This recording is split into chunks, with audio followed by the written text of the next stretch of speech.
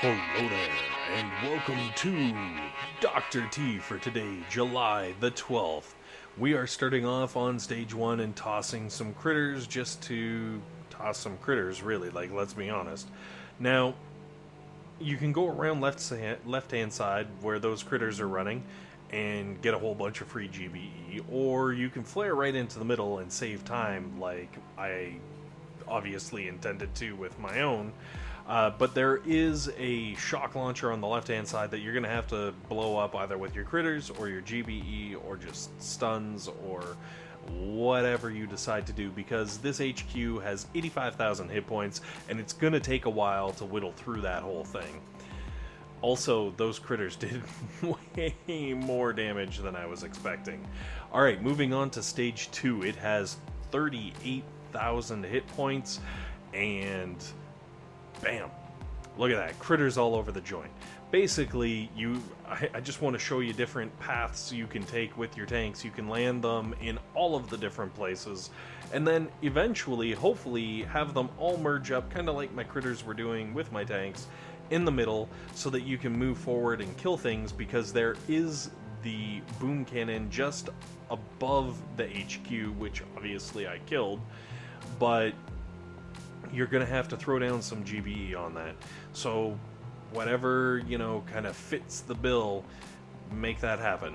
And then when you're coming at the HQ, make sure you flare it up to the north of the HQ and come back down, because there is a boom cannon right on the beach that will happily snipe away at your tanks, and you don't want that to happen. Moving on to stage 3, 148,000 hit points on this particular base.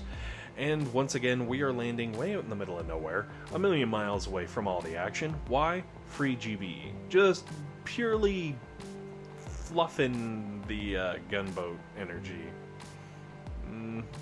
Yeah. Phrasing. Alright, so anyways, you're going to want to throw some GBE at that boom cannon. Now, whether you actually damage it and take it out, or you just throw some stuns on it and let your tanks roll in and naturally take it out, or, whatever suits you the best, by all means, do that. But if you've gathered up all that free GBE, one way or the other, hopefully it should not be that difficult, and it should be nice and easy to just cruise on in there. Once the boom cannon is down, go all the way nice and tight into that corner, and nothing will be able to hit you. You can throw your millions of critters, and the HQ will go down with its 148,000 hit points like an ice cream at a birthday party. I don't know. Alright, moving on to stage 4. 172,000 hit points on this HQ. Those, protective boom cannons that were flanking the HQ had 7,000 hit points each. And obviously throw some GBE at those stupid boom cannons.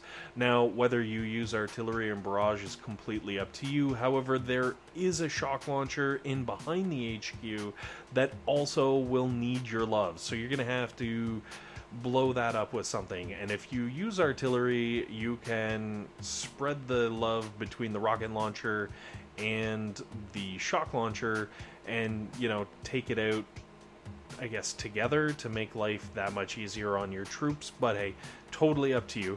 And I know what you're thinking.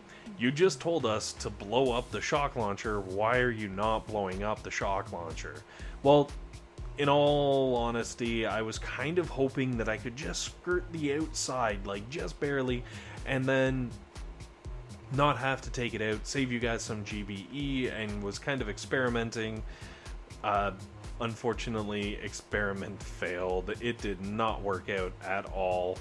Once I got my tanks, aside from the horrible flaring, once I got my tanks into the range where they could actually hit that HQ, the shock launcher opened up and I had to do something about it, which was tough because that shock launcher, has a pretty decent whack of hit points. I think it's around 14,000, so be careful with that. Worst case scenario, if you can't take it out with damage, just save up all your shocks and just shock it one after another, and, you know, race your shock timers, basically. Hope that your tanks can take down the HQ in the time that you can give them. Moving on to stage 5, it has 220,000 hit points. The boom cannons, there are a couple different levels. The higher level boom cannons, I want to say, have 10,000 hit points each. The shock launcher that is sitting right next to the HQ has 18,500 hit points. And we're landing down on the corner, taking out some defenseless defenses, because we have tanks and they're free GBE to us. Now, once you've taken out a few miscellaneous things, buffed your GBE a little bit, I flared right onto that boom cannon, sent the tanks right on in, and let them blow it up, because the shock launcher with 20,000 hit points, 18.5, just behind the HQ, is probably gonna sap your gunboat reserves, and I was hoping to kind of show you some alternatives to burning that boom cannon down. Now, once everything has been cleared up, I threw obviously a barrage to clean up the minefield there, but if you have critters, by all means throw some critters down on that. Clear up, obviously, primarily the boom mines, but if you clear up the non-boom mines at the same time, then, like, you know, no one's gonna be upset about that. Your tanks aren't gonna be like, oh darn, no, please don't. Now, I flared over into the corner, and I flared up a little higher than I really should have. What I suggest is flaring right down, right into the very, very corner, because what'll happen is your tanks will go down there, and then hopefully your medics will go down there as well in an attempt to heal your tanks. And then your tanks will move forward towards the HQ, and it will hopefully put your medics just behind the tanks in a nice little safe pocket. But if that doesn't happen, I guess you're going to have to ask Polly to take off like a hoser, eh? So, stage 6. Landing and shocking. My shock is the worst shock in the history of shocks. I was shocked at how shocking that shock was. I don't know how I missed the sniper tower. It was ridiculous. But when you throw your own shock, please, for the love of everything that is good, get the sniper tower too. Don't shock like a Magoo. Don't shock like me. And then I tossed a whole bunch of critters to blow up a whole bunch of mines, and I'm gonna actually toss some barrage to blow up even more mines, because really the mines is where the danger is at. Forget stranger danger. The danger is mine danger.